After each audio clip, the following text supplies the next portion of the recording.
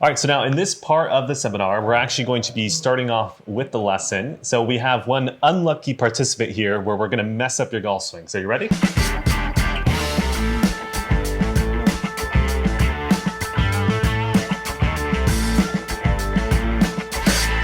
If you want, he can introduce himself real quick, and then from there we'll get into the lesson. 皆さんこんにちは。はじめまして。福岡からやってきました山本と申します。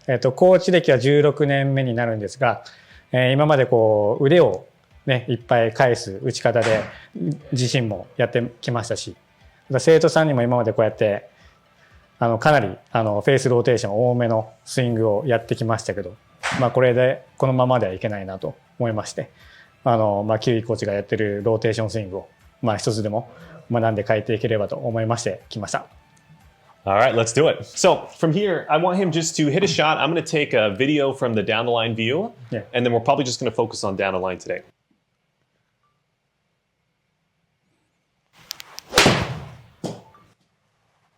Okay, so as we're uploading this to my iPad, why don't we give a little bit of kind of his golfing history. So first off, when he first started playing, I know it's probably a while ago, but when he first started playing, what was he shooting? And then kind of recently, what's he kind of shooting? Just get a background of his swing history. まず中学校の時にゴルフ部に入って、3年間で77ぐらいまで行ったんですよ。で、そこで一回ゴルフやめて、26歳の時にゴルフのコーチになろうと思って、オーストラリアに1年半行きました。I gotcha. So then recently now, I know he's an instructor, but playing wise recently, does he feel like score, what's he kind of shooting?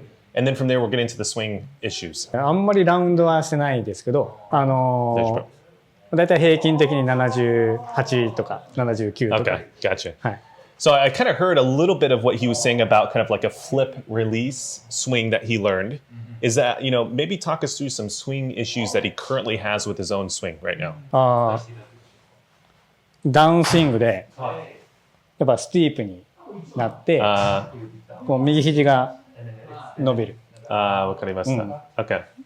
アーリーエクステンションも。Early extension and then flip. Yeah. Okay, so kind of a little bit too big of a big two-way miss. Kind of big push, maybe big hook type player. Yeah. I see. Okay. So let's go ahead now. Now that we know that, let's go take a look at your golf swing here. Okay.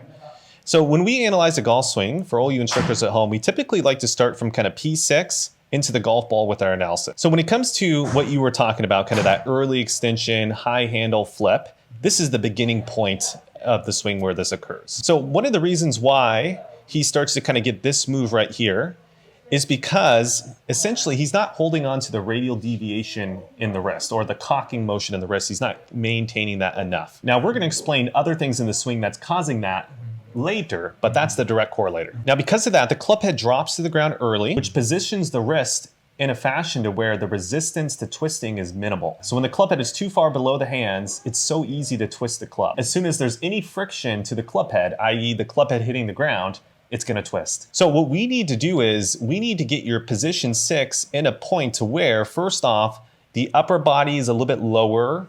The pelvis is a little bit different as well. That position, we call it the hitting position, will allow you to keep the upper cock in the wrist a little bit longer, which is going to allow you to torque the club through the ball in the correct manner to resist the twisting. So now, before we do that though, there's a few things we have to change first. So in transition, the first thing, this will not be the first thing we change, but one of the things we will change is, in transition, the upper body kind of almost immediately moves towards right side lateral bend. As the hands not really go out of position, but the club shaft steepens is the main area. Then from here, we continue to move towards right side lateral bend, right? You can kind of see that by the head kind of backing away, right? And then from here, we cannot keep the radial deviation, right? The upper cock. So in transition, we need to change the left side lateral bend move, and we have to change the club shaft steepening. We're going to start out with the club shaft steepening, and the way that we're going to help fix it is first, we're going to get the top of swing with a little bit simpler club shaft position at the top. Then we'll teach you how to actually torque the club so you don't steepen it. And then we're going to work on the body last. So the first part is let's change this club shaft position at the top.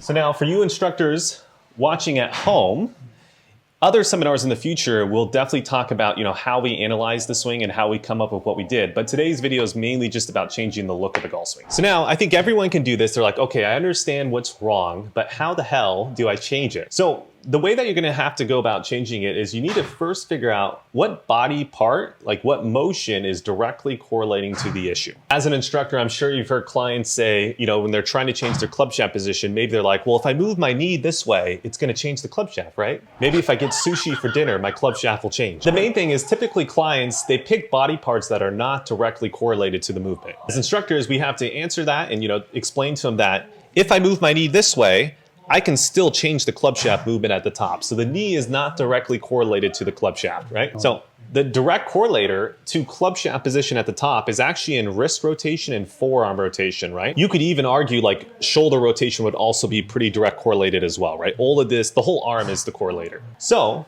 now that we understand that the direct correlator is in the arm, the next step is establishing the opposite body motion feel to fix the reel. So one of the things is when you're teaching amateur golfers, they have a terrible feel control, right? They cannot control their feelings, right? So one of the topics we like to talk about is feel versus reel. The best way I can explain this is I'm sure we've all been on the course and made this swing where the ball was really flush, the ball flew straight. We felt like the finish was like Tiger Woods, right? Then your buddy behind you is filming your swing, and when you look at your swing, you look something like this, right? So I think we can all agree the feel is not necessarily always what's really happening. But that doesn't mean that we can still use our feeling to manipulate the reel. So let me give this example in putting, right? Let's pretend we're hitting a putt, and the first putt we hit, pretty much all the putts we hit that day have come up short. Well, we get pissed off on the last hole and we try to hit it way too hard, and next thing you know, it's perfect distance. Now, what we just did there was we increased what's called how much. So how much is our first tool that we can use to manipulate the feeling? Bringing it back to the first position we're working on, which is the club shaft position, right? If I'm crossed a little bit too much and I want to be more